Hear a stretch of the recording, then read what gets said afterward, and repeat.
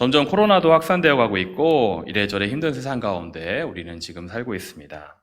경제적으로도 너무나도 어렵고 정치적으로 혼란한 이 시간들 가운데 우리를 가장 어렵게 만드는 것이 과연 무엇인가 저는 한번 생각해 보았습니다.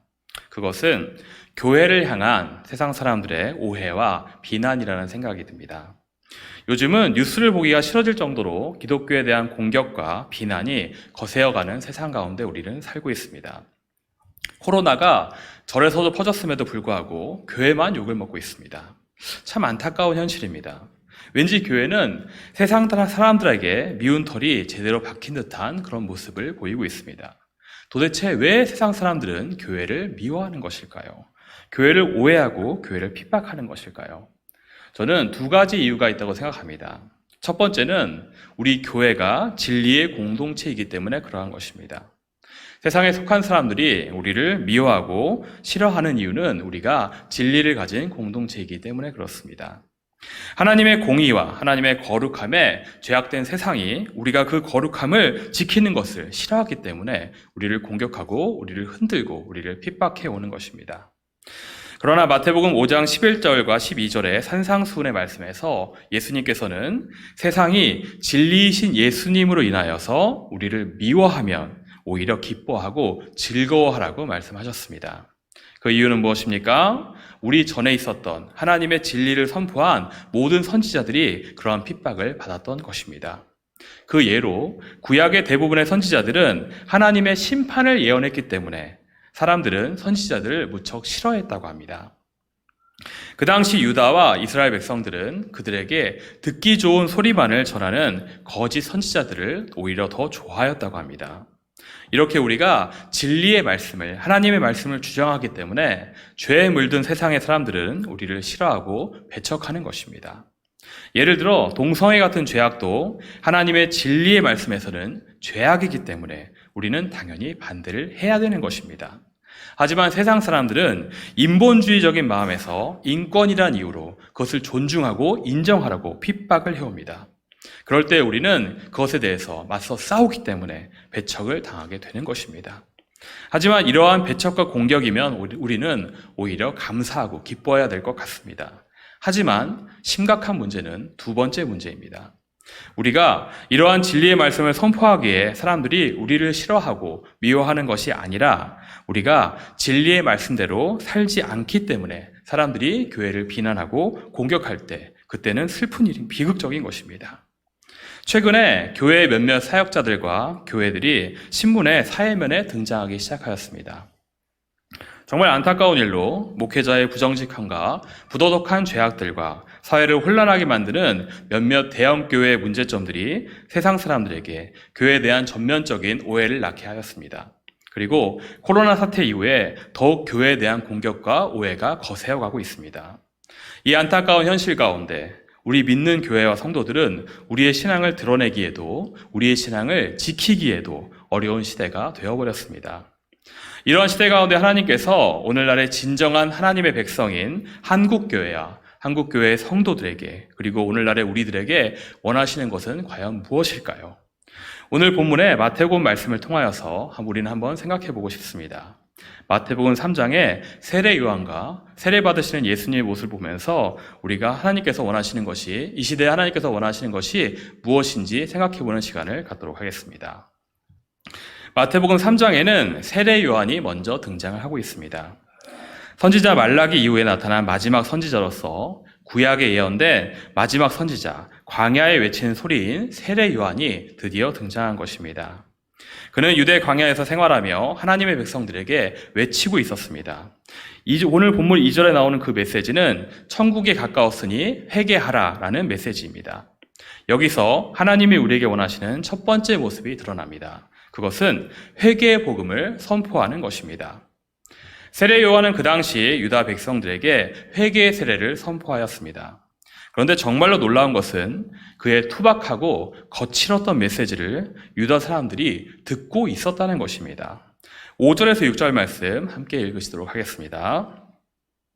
시작. 이때 예루살렘과 온 유대와 요단강 사방에서 다 그에게 나와 자기들의 죄를 자복하고 요단강에서 그에게 세례를 받더니 아멘.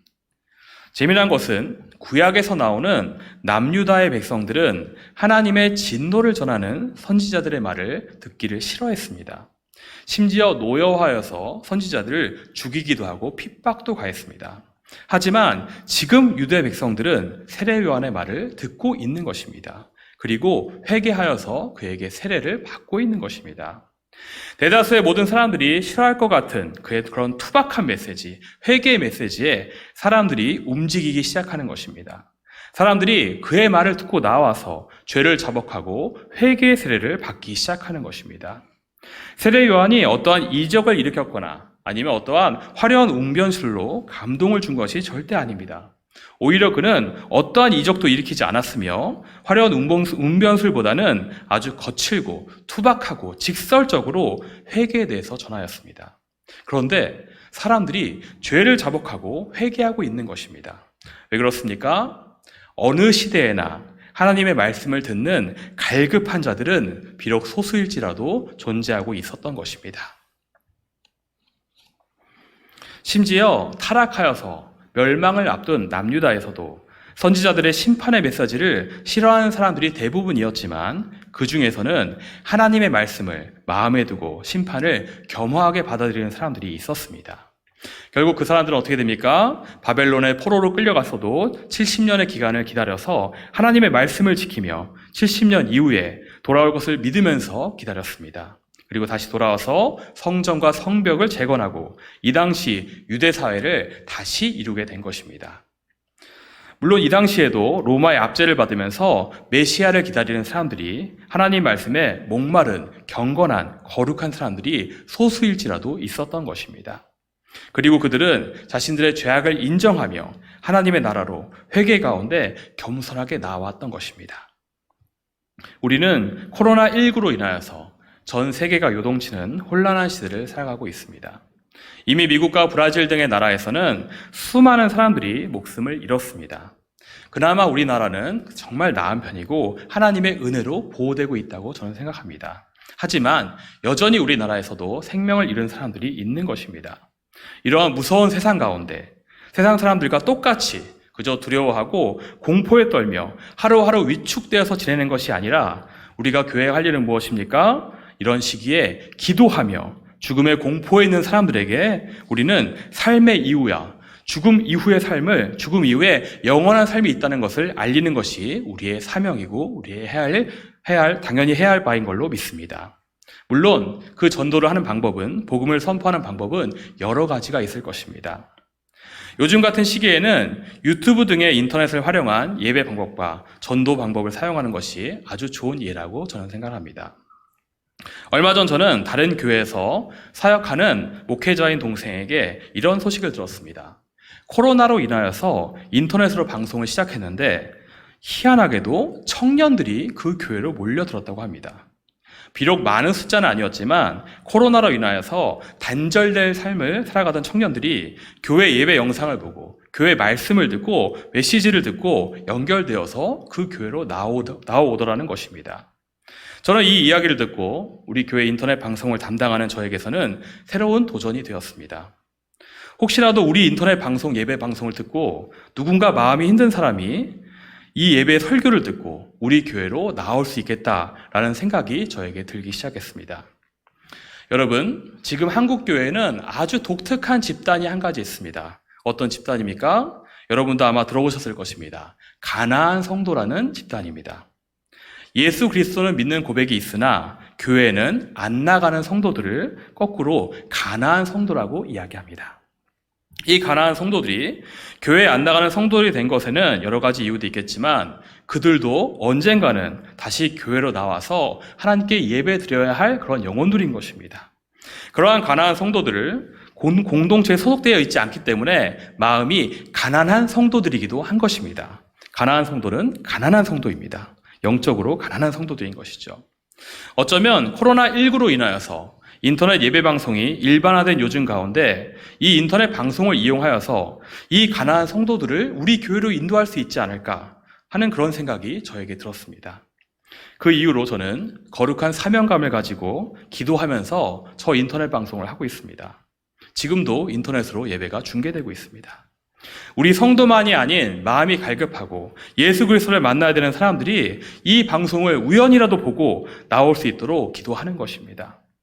코로나19로 인하여서 지금 현대인들은 우울하고 위축되어 있고 아주 공허하며 걱정과 두려움으로 하루하루를 살고 있습니다. 이런 사람들에게 우리 교회는 무엇을 해야 됩니까? 우리가 할 수 있는 모든 다양한 방법을 다 동원해서 영원한 생명의 길을, 이 귀한 복음을 전파해야 되는 것입니다. 비록 적은 숫자일지라도 이 복음 가운데 반드시 반응하여서 이 교회 가운데 나오는 사람들이 있을 걸로 저는 믿고 있습니다. 이러한 어려운 때에, 이러한 마지막 시기에 교회의 부르심임, 복음 전파를 지혜롭게 힘쓰는 우리와 우리 교회가 되길 소망합니다. 두 번째, 우리가 해야 될 마음의 태도는 어떤 것입니까? 회개에 합당한 열매를 맺는 것입니다. 본문 7절과 8절에 보면 바리새인과 사두개인들이 세례 요한에게 나왔을 때 세례 요한이 그들을 아주 크게 책망하는 내용이 나옵니다. 우리 함께 7절과 8절을 함께 읽으시겠습니다. 시작.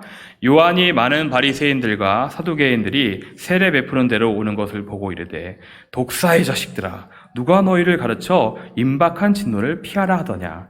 그러므로 회개에 합당한 열매를 맺고. 아멘. 여기서 독사의 자식들이라는 표현을 보니 세례 요한이 상당히 끔찍하고 직설적인 독서를 퍼부은 것으로 우리가 볼 수 있습니다. 하나님의 거룩한 사역자가 이런 독서를 한 이유는 무언가 필요한 이유가 있을 것입니다. 조금은 좀 의아하지만 그만큼 그들에게 강력한 메시지가 필요했던 것으로 알 수 있습니다. 왜 그렇습니까? 바리새인들과 사두개인은 이 당시 유대 사회의 지도층이었던 것입니다. 그들 나름대로 경건하고 하나님의 말씀을 일반 백성들보다 더 많이 알고 있는, 더 많이 배웠던 무리들이었습니다. 그러나 바리새인들은 그 경건함에 너무 치중하고 율법에 너무 매여 있어서 오히려 독선적인 모습과 전통에만 목매여 있었던 오류를 범하게 됩니다. 그리고 복음서에 나오는 바리새인들의 모습들을 보면 어떤 타락한 바리새인들은 아주 위선적으로 살면서 외적으로만 경건하였고 심지어 돈을 좋아하여 고리대금도 하였던 것으로 나와 있습니다. 사두개인들은 어떤 사람들입니까? 이들은 본래 사독 계열의 제사장 무리들로서 부유한 귀족 지배 계층이었습니다. 하지만 이들은 영적인 세계와 부활을 믿지 아니하였습니다. 이들은 워낙 부족한 것이 없었기 때문에 지금 이 상황 가운데서 높은 신분을 가지고 잘 살았기 때문에 아주 현실지향적인 사람들이었습니다. 이들에게 내세와 영적 세계와 부활은 있지 않은 것이었습니다. 그들은 그것을 믿지 아니하였습니다. 이들은 일반 백성들보다 하나님에 대한 지식과 말씀에 대한 지식, 율법에 대한 것은 더 잘 알고 있었지만 그들의 삶은 하나님의 말씀에 입각한 삶이 아닌 율법에만, 그리고 주어진 현실에만 치우친 삶이었던 것입니다. 이러한 삶의 모습을 가진 그들에게 세례 요한은 아주 강력한 말로 회개를 촉구하고 있습니다. 그리고 회개에 합당한 변화된 삶의 모습을 보일 것을 촉구하고 있는 것입니다. 앞에서 이야기한 부분 가운데 한국 교회가 세상 사람들의 비판과 원망을 듣는 이유 중에 하나는 이러한 똑같은 사람들의 문제이기도 한 것입니다. 예수를 믿는다고 하면서도, 회개하였다고 하면서도, 오랜 기간 예수를 믿어왔다고 하면서도 우리의 삶에 변화가 없다면 그 사람은 회개에 합당한 열매를 맺은 사람이 아닌 것입니다. 여러분, 우리는 모두 죄인입니다. 그리고 죄인일 우리를 예수님은 구하셔서 의인으로 만들어 주셨습니다. 그렇다면 우리는 의인의 신분이 되었으니 의인처럼 살아가야 하는 것입니다. 하지만 우리가 아직까지도 죄인의 그 속성을 가지고 있다면, 죄인의 성품과 죄인의 태도를 가지고 있다면 그것은 문제인 것입니다. 그것은 고쳐야 하는 것입니다. 물론 그러한 성품들이 금방 변화되지는 않습니다. 하지만 우리가 죽을 힘을 다해서 주님 앞에서는 그날까지 노력하고 고쳐 나가야 하는 것입니다. 그러한 노력이 없다면 그 사람은 어떤 사람입니까? 예수 그리스도의 복음을 값싼 은혜로 만들어버리는 죄를 범하게 되는 것입니다. 예수 그리스도의 그 귀중한 복음을 나의 죄만 용서받기 위한 죄 씻는 세정제 정도의 값싼 복음으로 전락시키는 죄를 범하는 것입니다. 그러한 사람들이 어떤 일을 해버립니까? 예수의 복음을 왜곡시키게 됩니다. 그리고 하나님의 영광을 더럽히는 사람들이 된 것입니다. 역사적으로 이러한 예가 두 가지 있습니다. 첫 번째는 북유럽의 잔인한 바이킹들이 예수 믿는 사람들을 포로로 끌어들여와서 자신들의 아이들을 돌보게 했습니다. 그리스도인들이 어린아이들을 교육하다 보니까 그 아이들이 커서 예수를 믿게 되었습니다. 그래서 결국 유럽의 역사 가운데, 유럽의 선교 역사 가운데 바이킹들이 복음화되는 역사가 일어납니다. 그런데 문제는 무엇입니까? 이 바이킹들의 흉악하고 잔인한 성품들과 삶의 문제들이 전혀 변화되지 않은 것입니다. 그들은 어려운 성품들, 잔인한 성품들과 흉악한 삶의 태도들을 변화시키지 않고 그대로 교회로 가져오게 됩니다. 그것들의 영향으로 유럽의 교회는 기독교 역사상 가장 끔찍한 범죄를 저지르게 됩니다. 그것이 무엇입니까? 바로 십자군 전쟁입니다. 이것으로 인하여서 지금까지도 중동 지역의 무슬림 선교는 큰 장애를 겪고 있는 것입니다. 십자군의 피해로 죽은 사람의 후예들이 그 십자가 복음을 절대로 받아들이지 않는 것입니다. 그것을 왜곡되게 인식하고 잘못된 선입견을 갖고 있어서 절대로 받아들이지 않는 것입니다. 또 어떠한 예가 있습니까? 서구의 선교사들이 우리나라보다는 중국과 일본에 먼저 선교를 시작하였습니다. 임진왜란 당시 우리나라를 침략하였던 왜군의 선봉장 고니시 유키나카는 가톨릭 신앙을 가진 사람이었다고 합니다. 그리고 그 사람은 우리나라를 침략할 때 예수의 사제들을 동행하였으며 침략하는 왜군의 군기에 십자가를 그리고 우리나라를 공격해왔습니다. 임진왜란을 주제로 하는 사극에서 보면 십자가 군기를 들고 조선군에게 공격해오는 군대의 모습을 우리가 볼 수 있습니다. 바로 고니시 유키나카의 군대인 것입니다. 그는 이렇게 해서 조선군들을 죽이고 그날 저녁에 예배를 드렸을 것입니다. 끔찍한 것이죠. 이렇게 예수를 믿어도 그의 삶에 합당한 삶의 변화와 열매가 없다면 그것은 하나님의 영광을 가리는 것입니다. 예수 그리스도의 사랑을 왜곡되게 인식시키는 결과를 낳게 되는 것입니다. 교회를 공격하는 사람들 중에 많은 사람들이 교회의 모습에 실망한 사람들이 많습니다. 이 악한 세상 가운데 교회만큼은 그렇게 하지 않아야 되는데 똑같은 모습을 보아서 실망한 것입니다. 이것을 뒤집어서 생각해보면 어떤 의미입니까? 이 세상 사람들이 이 타락한 세상 한가운데 살면서 교회만큼은 적어도 기대하는 소망이 있다는 것입니다. 적어도 교회에서는 예수 그리스도를 믿는 사람들은 정의와 공의와 사랑과 희생이라는 고귀한 가치와 그런 모습을 보여지기를 바라고 있다는 것입니다.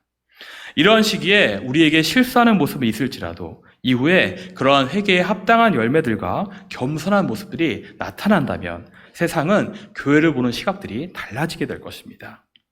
교회가 공격당하며 오해받는 이 시기 가운데, 이 어려운 시대 가운데 회개의 열매를 맺는 삶의 모습으로 이 세상 가운데 예수 그리스도의 거룩함을 드러내는 우리가 되기를 소망합니다.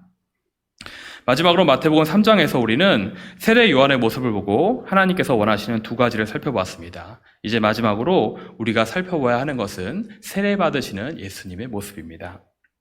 아마 지금 수요예배 오신 대부분의 성도님들은 세례를 안 받으신 분들이 없으실 것입니다. 대다수가 세례를 이미 받으셨고 직분도 있으신 직분자들이십니다. 그런데 여러분, 우리가 받은 그 세례는 어떠한 의미입니까? 세례 요한은 회개의 세례를 광야에서 전파하였습니다.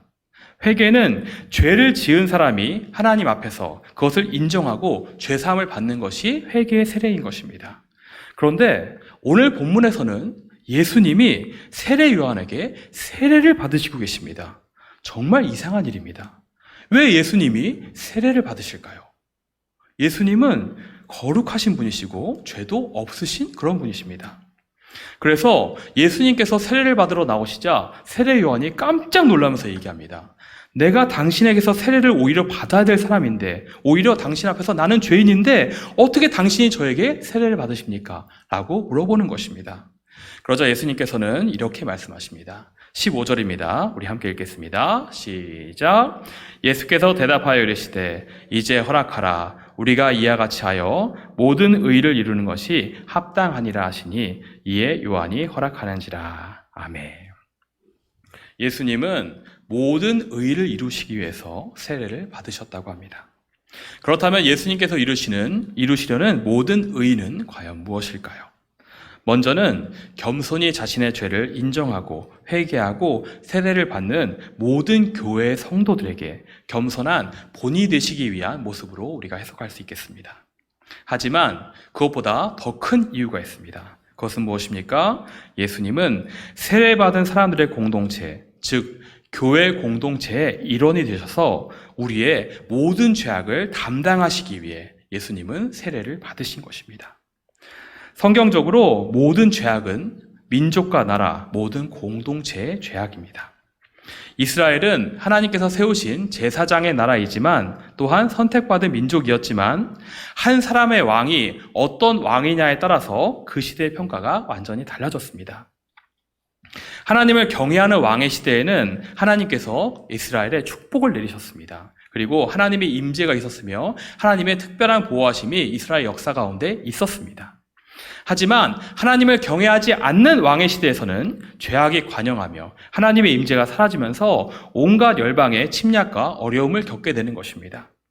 그런 어둠의 시기 속에서 BC 722년 아수르에게 북이스라엘이 멸망당할 때에, 그리고 BC 586년에 남유다가 멸망당할 때에 이스라엘 백성 중에서, 남유다의 백성 중에서 경건하고 거룩한 사람들이 분명히 있었다는 것입니다.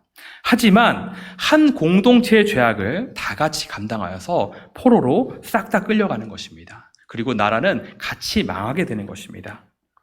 예수님이 세례를 받으시며 이 죄인들의 공동체 가운데 내부인으로 들어오셨다는 것입니다. 그 이유는 무엇입니까? 이 공동체의 죄악을 그분 스스로 감당하시고 모두 끌어안으시고 가기 위해서 외부인으로 계신 게 아니라 우리 교회 공동체의 내부인으로 세례를 받으시면서 겸손한 모습으로 들어오신 것입니다. 예수님의 세례에는 그런 놀라운 겸손과 놀라운 성육신의 의미가 있습니다. 하나님은 우리에게 예수 그리스도의 그러한 모습을 담기를 원하시는 것입니다. 그런데 문제는 무엇입니까? 우리가 세례 요한처럼 죄를 지적하고 회개를 촉구하게 하는 것까지는 잘할 수 있지만 예수님처럼 행동하지는 않는다는 데 있는 것입니다.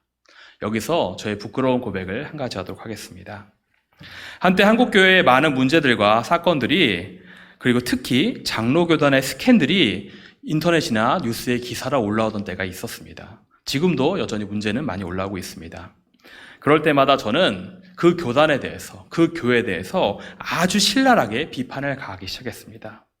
저는 같이 선교단체에서 사역하던 간사들에게, 특히 그 교단 출신의, 그 장로교단 출신의 간사들에게 아주 심각한 비난을 가했습니다.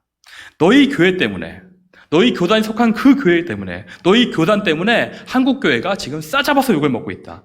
너희가 그러고도 무슨 장자교단이냐. 예수님의 이름에 먹칠하지 말라 하면서 아주 심각하게 저는 이야기했습니다. 그러던 중에 마태복음 3장에 오늘 본문에 예수 그리스도의 모습을 묵상하게 되었습니다. 그러면서 저는 예수님과는 달리 그동안 세례 요한처럼 내가 마치 의인인 양 같은 한국교회 내의 교회들을, 한국교회 내의 성도들을, 한국교회 내의 사역자들을 비난만 하고 있었다는 것을 제가 깨닫게 되었습니다. 그리고 그것이 큰 죄악임을 깨닫게 되었습니다. 내가 한국교회를 걱정하고 기도하기보다는 잘못에 의한 비난에 힘쓰며 나는 저들과 다르기 때문에 나는 의인이다, 나는 죄인이 아니다, 저들은 죄인이다 라는 교만한 마음을 제가 품었던 것입니다. 하지만 하나님이 저에게 진정으로 원하셨던 것은 무엇입니까? 그러한 비난이 아닌 같은 교회 공동체로서, 같은 한국교회로서, 같은 한국교회 사역자로서 회개와 회복을 위한 중보기도였던 것입니다. 하나님의 뜻은 세례 요한처럼 죄에 대해서 죄악이라고 지적하면서 회개를 촉구하면서도 예수님처럼 그들의 회개와 회복을 위해서 중보기도 하고 회복을 위해서 사역하는 것을 원하셨던 것입니다. 사회에 물을 일으킨 몇몇 대형 교회들에 대해서 비난만 하고 끝나는 것이 아니라 그 교회들이 잘못된 부분들을 이제라도 회개하고 회복할 수 있도록 대형 교회로서, 큰 교회로서 장자 교단이라고 주장하는 그들의 논리로서 좋은 사역들을 잘 감당할 수 있도록 기도했었어야 하였던 것입니다. 그리고 그들이 회복되도록 축복했었어야 하는 것입니다. 그리고 사회적 물의를 일으킨 몇몇 목회자들에 대해서도 욕만 하는 것으로 끝나는 것이 아니라 그들이 지난날의 잘못된 부분들을 회개하고 다시 주님과 이 교회 앞에서 회복하고 다시 한국교회에서 귀한 사역들을 다시 잘 감당하기 위해서 중보기도 하는 것이, 그들을 축복하는 것이, 그들을 위해서 수고하고 헌신하는 것이 하나님께서 우리에게 원하시는 태도였던 것입니다. 아마도 우리는 만약에 사랑하는 나의 가족이 잘못을 저지른다면 그것에 대해서 내가 잘못한 것처럼 우리는 인식하고 미안해할 것입니다. 그리고 내가 죄를 저지른 것은 아니지만 피해를 입은 사람들에게 대신 사과를 하면서 용서를 구하고 피해를 입은 사람들에 대한 회복과 잘못한 나의 형제와 나의 가족에 대한 회개와 회복을 위해서 노력하고 기도할 것입니다. 마찬가지로 우리가 한국교회 내에서 모든 교회들은 우리가 원하건 원하지 않건 예수 그리스도 안에서 우리는 한 형제인 것입니다. 같은 교회인 것입니다. 예수님이 나와 우리의 죄만이 아닌 그들의 죄도, 나를 위해서만이 아닌 그를 위해서도 그 귀한 피를 흘리셨기 때문입니다. 우리는 예수의 피를 나눈 형제이기 때문에 한국교회는 하나이며 더 나아가서 모든 교회들은 이단들을 제외하고 한 형제이며 한 공동체인 것입니다. 그래서 오늘 본문의 마지막에 하나님은 이러하신 예수 그리스도의 모습을 보시고 이렇게 말씀하십니다. 17절 말씀 함께 읽겠습니다. 시작. 하늘로부터 소리가 있어 말씀하시되 이는 내 사랑하는 아들이요 내 기뻐하는 자라 하시니라. 아멘. 이 말은 어떤 의미입니까? 하나님의 뜻에 순종하여서 모든 교회 공동체의 죄악을 모두 지시기로 결정하신 예수 그리스도의 그 거룩한 모습을 하나님이 매우 기뻐하시는 것입니다. 하나님은 이러한 예수 그리스도의 모습을 닮은 사람들을 기뻐하십니다. 그리고 오늘날의 한국교회야 많은 문제와 사건들 속에서 눈물로 그것을 위해서 대신 회개하고 중보기도 하는, 회복을 기도하는 사람들을 지금도 찾고 계십니다. 우리 교회가, 우리가 그러한 사람들이 되기를 소망합니다. 우리 이 말씀들을 기억하시면서 이 마지막 때 우리가 이러한 예수 그리스도의 모습을 닮아서 모든 교회 공동체와 이 땅의 죄악들을 회개하며 거룩하고 정결하게 회개에 합당한 열매를 맺는 삶을 살며 모든 사람들에게 예수 그리스도의 회개와 회복의 복음을 전하는 우리 교회가 되길 예수님의 이름으로 간절히 축원합니다.